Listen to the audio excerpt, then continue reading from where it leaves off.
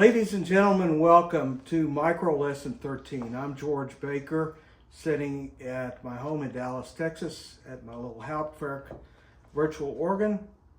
I'm releasing this little video on Bastille Day, July 14th, 2024. And we just heard La Marseillaise, so I would say, Vive la France! This is also a very, very important day for me. It's an important year, particularly for the world of organists, because the great Pierre Cochereau, organist for so many years at Notre Dame Cathedral in Paris, has his centennial of his birth just a few days ago on July 9th. He was born July 9th, 1924. And so this is a big year, and it's a big deal especially for me, who was a student of Cochereau in Paris during 2 years when I was there studying back from 73 to 75. I would like to call your attention briefly to the wonderful Pipe Dreams program that Michael Barone put together, program number 2427, that is devoted completely to the career and musical genius of Pierre Cochereau.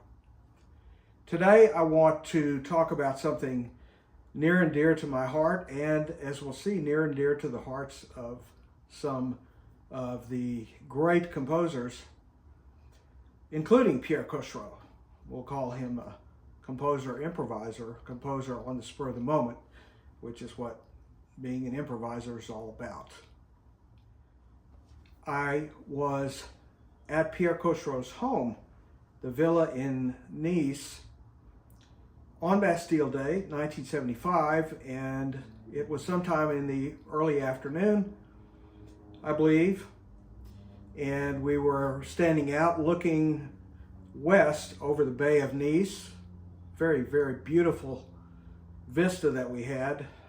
The city of Nice was to the right, and all of a sudden, here came this screeching noise, and it was 3 French Mirage jets flying in very close formation towards us, and that in synchrony, they released their smoke, plumes of blue, white, and red that lasted maybe for 3 seconds or so, and then they stopped and then roared off into the distance, leaving the tricolor in the sky for all the people in Nice and for us looking down to enjoy. It was an incredible memory, absolutely fantastic. It was at that moment when I was in the Summer Academy that Pierre Cochereau put on annually in July for 2 weeks. And we were celebrating, probably had a little coupe de champagne in our hands and was enjoying the beautiful blue sky. Pierre was like a second father to me after my own father died in October of 1974. And he was a mentor, he was a friend, and I have lots more to say. But today we're going to talk about the 2-5-1 progression, and we'll see how important that is. On the first day of the Academy, Pierre said, "Okay, gentlemen, we're going to do a little game. It's a game that we used to play in the Conservatoire. We take the popular American song, T for Two, and you guys are going to sit down one by one and play T for Two, and starting in the key, let's say the key of G. I don't remember what key it was, but anyway, in the key of G. And then the thing was, Pierre was going to call out a new key, and you would immediately modulate from the key you're in to that new key. So you'd be playing along, da da da da da da da, and he would say C, and then Sol diez, and then Mi bemol, you know, and on the fly, we were supposed to modulate to that new key. Now the the key to that game that he didn't really call to our attention specifically, but I guess he thought it was obvious. It was the 2-5-1 progression, which is a subset of the circle of fifths. And so we started the academy with that game, but the 2-5-1 progression is something that he used throughout his career, and as we'll see some examples of transcriptions of his improvisations that end with the 2-5-1 progression. So it's nothing new. It's nothing that Cochereau invented. I mean, let's first go to our old friend J.S. Bach. Let's look at the first chorale in his series of 373 chorales that I call the Bible of Harmony. Let's look at that first chorale for a second. Okay, here I am again with our old friend J.S. Bach. 371 four-part chorales. Some of them have 373. Cost $2 back in 1969 when I was a freshman in music theory at SMU in Dallas. And honestly, I had no idea about the richness contained in this volume. And I suggest everybody get this. And I suggest to my students, in fact, all the time, play through 10 of these every day. And when you're finished with them in 37 days, start over and play them again. 10 a day, 10 a day, 10 a day. It's an incredible way of training your mind and becoming a good harmonist. And as Pierre Cochereau said, the most important part of becoming an improviser is to be able to harmonize. So this first chorale, Aus meines Herzensgründe. Forgive my German if I mispronounce it, but it happens to be in G major, and we're going to beat up on G major a lot in these next few minutes. So, by the way, I'm in my official Cochereau fan club hat today, if you're interested, covering my bald head. I love this hat. And you see the chimeras from Notre Dame up here, inspiring me. Okay, so I'll just play through the melody very quickly, sped up, for time's sake.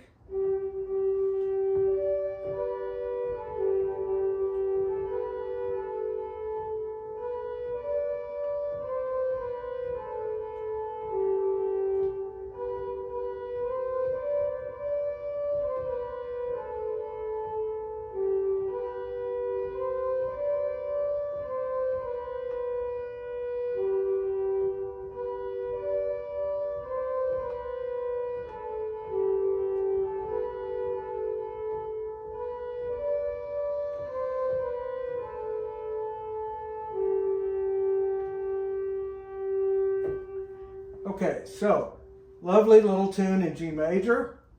Now this last phrase of 1, 2, 3, 4 measures, this is the one of interest that will show our 2-5-1 cadence. So here we are. I'm going to slow it down. 1, 2.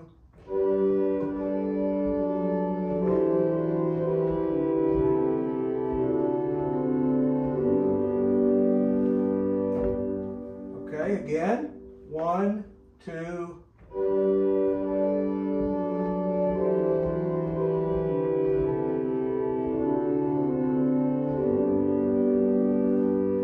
Okay, so the second to the last measure is where we find it's actually a 6-2-5-7-1 cadence. So it's a little subset again of the circle of fifths, E, A, D, G. Here's the E minor, there's the 2, 2 in first inversion. See, there's the one chord, 2, 3, 4, 5, 6, 7, and 1. So that's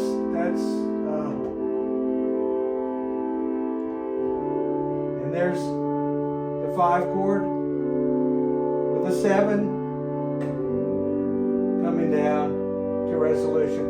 2-5-1. You find it all over the place in this Bach book of chorales, and in Bach's organ music and cantatas and everything else he wrote. The next little piece I want to show very briefly, again, G major. We're beating up on G major a lot today, aren't we? But this is one of Maurice Ravel's early pieces, 1899 in fact, when he was still a student of Gabriel Fauré. And it's his famous Pavane. We know and love the Pavane, but it's really, as we'll see in just a second, a very classical harmony piece. So I'll try to make my way through this just a little bit.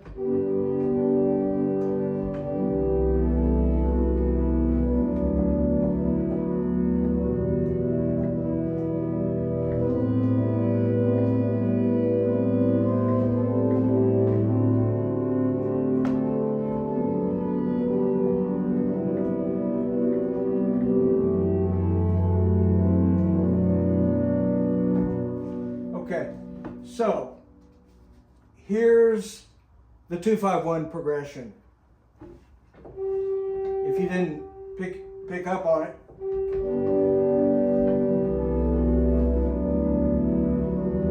that 6th chord, here's the 2.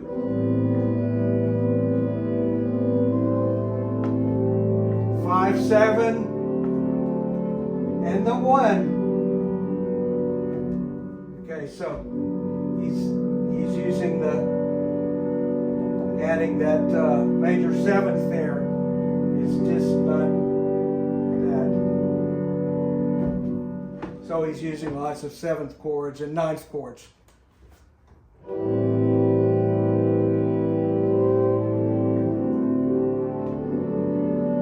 So there's an added 9th there to the 1. So beautiful, beautiful little harmony, but you see, 6,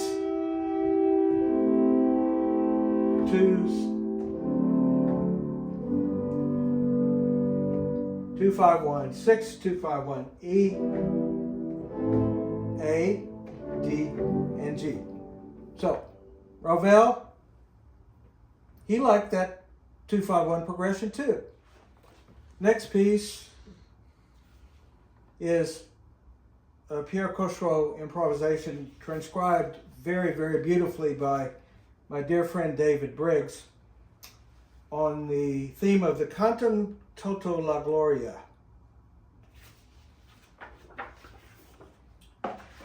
This was one that he improvised in 1969 in July, I believe, when he was taking his little 12-stop portable Philippe Hartmann organ all over France. He and Francois, it was in a trailer behind the Mercedes they were driving, and they went all over France and pulled this little organ out and played concerts, and this is just a jewel, I think. You can find the recording of it on that the Pipe Dream show, number 2427, devoted to Cochereau. Anyway, so we're again in G. So we're in G, beating up on G again, and he's got an introduction, and then the theme comes in. But let me show you just a little piece of this introduction, the 2-5-1. Here we are on the A minor chord, the 2.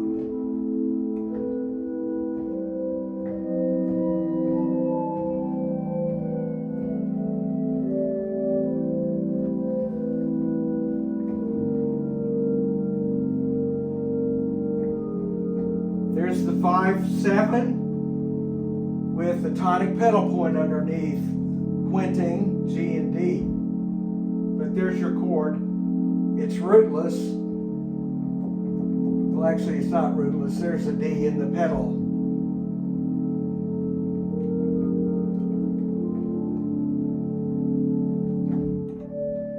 Here comes the theme on the 1 chord.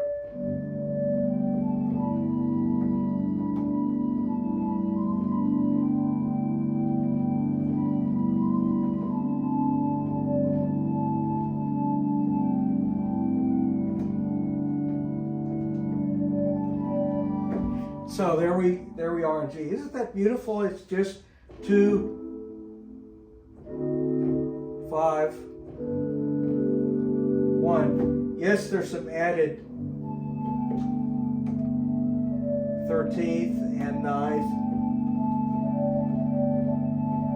that make it beautiful, that bring it into the impressionistic world, or the impressionistic world brought by Pierre into his improvisations. Just beautiful. And in the coda, the very same thing. Very same thing happens. Let's see.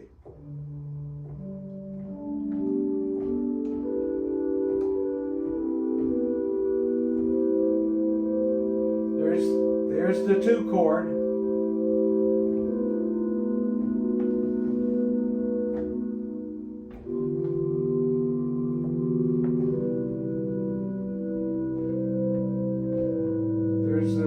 There's the 2 chord right there. Here's the 5.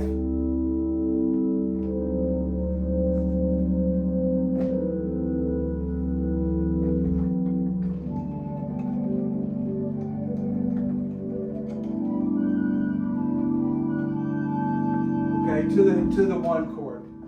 So 2, 5, 1.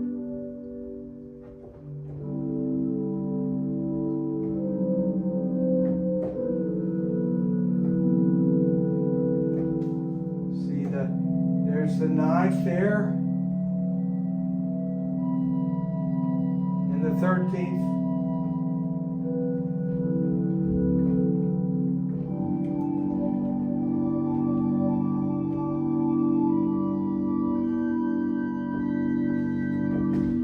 So, beautiful, beautiful stuff. One final parting shot. This is Cochereau's Scherzo Symphonique he improvised, beautifully transcribed by Jeremy Filso. In this case, the piece is in D.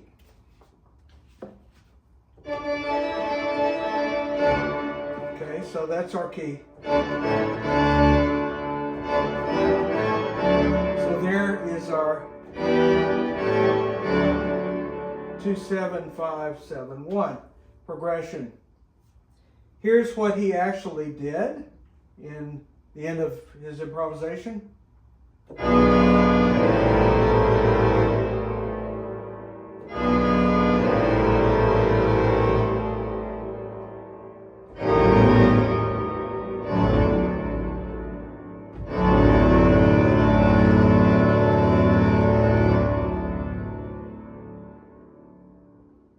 Now, that sounds a little bit different, doesn't it, from...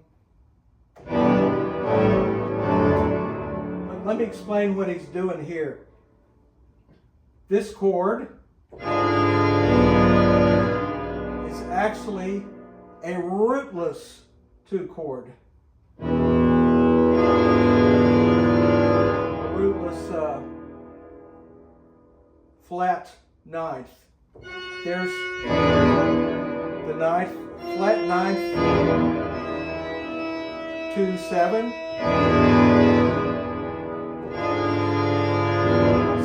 leaving out the root of the chord, the E, and then going to the 5, which is a 5, 7, flat 9, and sharp 9. Flat 9, sharp 9.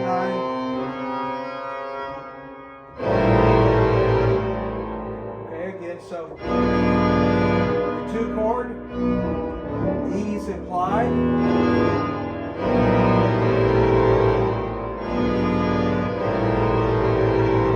Now this chord doesn't sound like, does it, 5-7, but it's a 5-7 chord. Let me tell you why. It's got the root A, the 7th,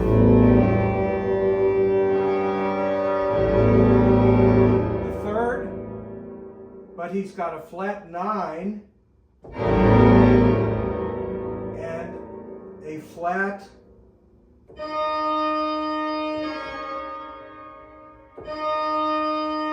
5, a flat 5.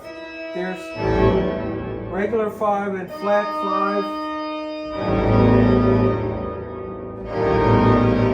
Put it all together and you got that.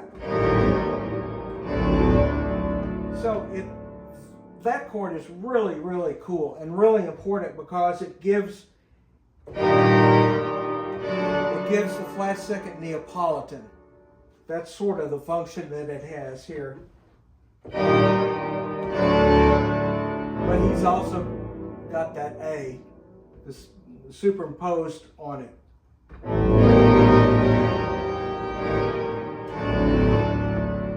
So you put the, if you want a cadence like that, you go on the 5 in the pedal and do the flat 2 chord with the dominant 7th.